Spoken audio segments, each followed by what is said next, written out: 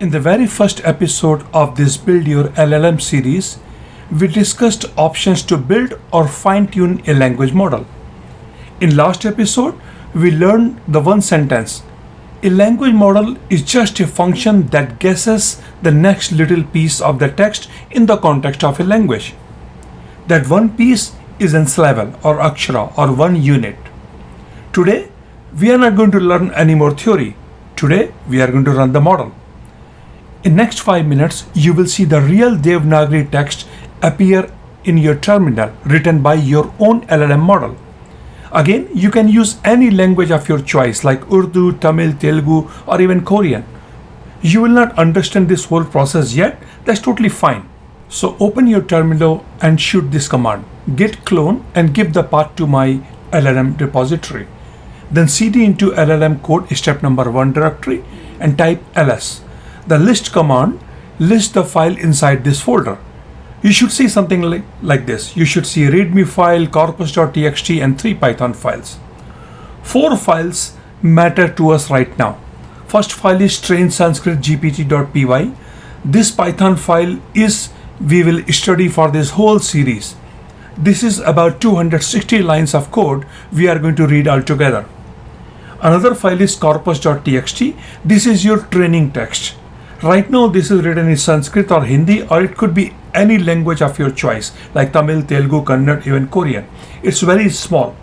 Now this is important. We are going to talk about this in detail in next episode number 13.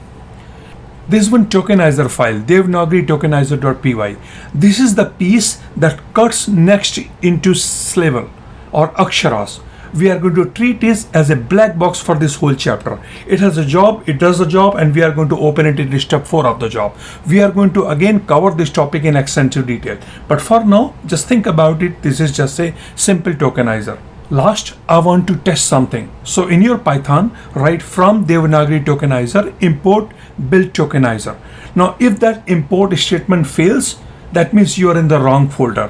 So this is the number 1 error here. Now let's install 2 Python libraries, pip install torch and regex. Only 2, and this is not a mistake. Torch is PyTorch. PyTorch is the library that does the mathematics for us. It handles grids of numbers and it calculates how to improve our model. We are going to use it, but we'll still write the model ourselves. Second library is regex. It is a text matching library. The tokenizer uses it to find the syllable or the units boundaries in the language. So notice what is not here. There is no transformer, no Hugging Face, no model download, nothing is pre-trained because we are building it from zero. So this install can take 2 to 3 minutes because PyTorch is a large package. While it installs, one quick note.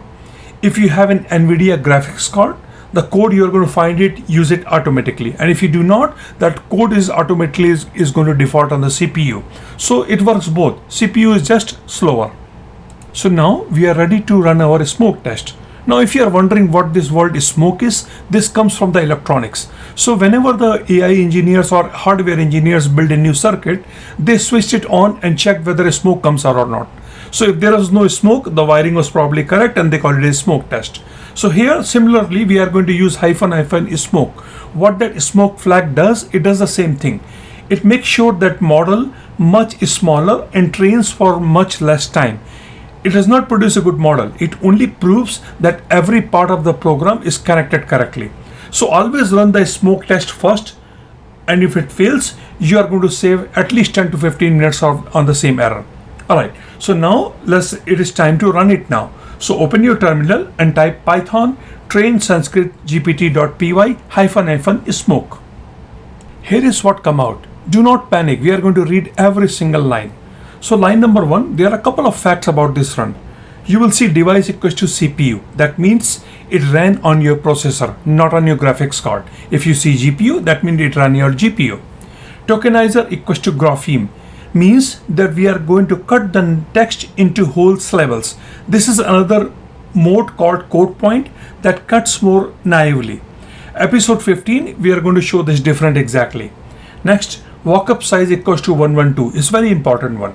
It means the whole corpus contains about 112 distinct aksharas or units or syllables, or in simple word letters. That is the model's entire alphabet. It can never write anything outside those 112 units. Your number might be different because depending on the language or your text file, but that's totally fine. Corpus tokens equals to 3214. Now what this means, that whole training text is 3214 letters long. Remember that number. It is very, very small, and a real model trains on billions. Next line is parameter equals to 0.21 million. Now a parameter is one number inside that model that training is allowed to change. 0.21 million. So for comparison, remember, a small production model, it can have several billions parameter. So ours is only 0.21 million, is roughly around 10,000 times smaller. Again, that is the point. Because it's very tiny, it's running on your laptop. Line 3 and 4, that is the part that proves learning actually happened. So at iteration 0, the loss is about 4.7. And at the next iteration 200, the training loss is about 2.6. So the loss is one number that measures how wrong the model is. Big loss means very wrong. Small loss means less wrong. So 4.7 fell to 2.6. So that means the model actually got better. That is the learning process. Now finally, if everything goes well, the sample. And here it is. Sanskrit written by a program you just ran. Now one important warning, read that sample text. If you know Sanskrit or the language what you're training in, you will see something strange. The syllables are real, the shapes are correct, but the text does not mean anything. That is the correct result, please believe me. The model trained about 3000 different unit of characters or letters for about 200 steps in 30 seconds.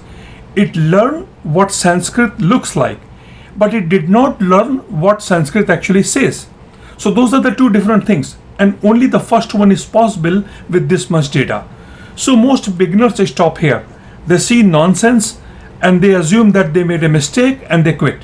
But do not quit. Nonsense that is spelled correctly means that your pipeline actually works. The last line saved a file called sanskritgpt.pt. That is your trained model stored on your disk, and you can load it later without training again. So the whole important point in this exercise is that you have created a model that actually runs. It's producing non-meaningful results. That's totally okay. And in the next few episodes, we are going to open this file and look at the control panel. And we are going to look at each and every functions, methods, whatever holds in that particular file.